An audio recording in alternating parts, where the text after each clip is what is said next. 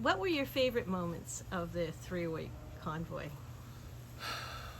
There's so many moments. My absolute favorite was arriving on the 28th and seeing that line of thousands of people from Quebec who had some of the most oppressive COVID restrictions, who couldn't leave their houses, say, screw it, I'm going. They crossed the bridge on foot into Ontario, and they had both Canadian flags and fleur-de-lis and signs that said freedom and liberté, and they went to meet with truckers from out west, from Saskatchewan, BC, Alberta, Manitoba, and everybody was hugging each other and getting along.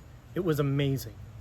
And did you expect Trudeau to implement the Emergency Measures Act or go as far as he did?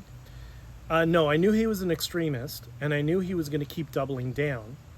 But I figured at some point, somebody with a brain would have spoken to him and said, listen, all these other countries around the world, they're dropping their restrictions. Maybe we should do the same, right? Maybe. But do you feel that you moved the needle in terms of dropping the restriction? Like I keep putting online, a hashtag nothing to do with truckers. We keep seeing these mandates across the country being dropped. I mean, first, you notice they started testing messaging. As always, they would sit on the fence. One day they're going to remove them. The next day they're not so sure. They realized the vast majority of people wanted an end to all of this. And we saw all these restrictions start to fold. And now we just got to make sure that this continues and we push back to get more of our freedoms back. And you had a personal interest in this because you are a trucker. Yes, I am. You have a truck and you went through COVID driving your truck. Is that correct?